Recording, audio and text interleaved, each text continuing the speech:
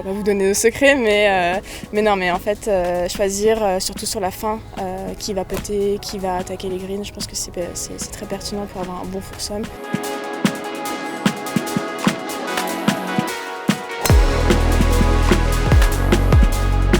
Je trouve ça plus excitant que le simple parce qu'en fait, quand on joue pas le coup, on fait confiance à 100% à notre coéquipière et en fait on se libère un petit peu, je trouve, et on met notre... Enfin c'est un peu, c'est un peu lunaire, mais en quelque sorte on transmet l'énergie à l'autre partenaire. Ce qui est hyper important, c'est que les filles s'apprécient dans leur mode de fonctionnement, c'est-à-dire que là j'ai Céline et Julie Lacey qui sont des extravertis et qui sont des filles qui ont besoin beaucoup d'animation.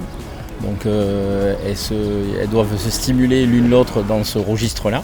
Et derrière, j'ai Alizé et Marion qui sont beaucoup plus calmes, beaucoup plus good vibe comme elles disent, pour vraiment être dans le relâchement, dans le plaisir. Et voilà, donc c'est des modes de fonctionnement que par la personnalité que j'essaie de trouver.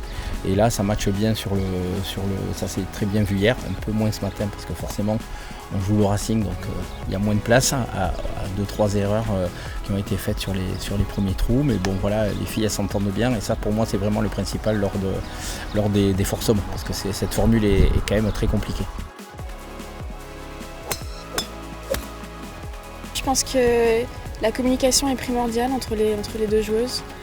Évidemment trouver la paire qui a un jeu complémentaire et avoir une très bonne stratégie sur choisir impair et pair. Je pense que c'est très pertinent. On sait que le niveau de jeu est long et après ce qu'il faut c'est vraiment mailler le parcours pour qu'elles puissent trouver leur équilibre et c'est une fois encore la complexité du foursome. Donc ça c'est un peu le sujet en foursome. Ça parle beaucoup, alors ça parle pas vraiment de golf. Évidemment si moi je fais un mauvais coup, qui met Alice pas très bien, nous on va pas s'excuser. C'est interdit de s'excuser en foursome parce que tout le monde peut faire de mauvais coups, sachant qu'on alterne les coups, donc on joue moitié de coups par rapport à d'habitude. C'est déjà assez dur le golf pour qu'on s'excuse et qu'on se mette dedans. Non, l'idée c'est de garder la tête haute, d'être confiante, de laisser faire sa partenaire, de l'aider quand elle en a besoin, de sentir ce qu'il faut dire au bon moment pour relancer un peu le momentum, l'énergie. Je pense que c'est ça qui fait un bon double.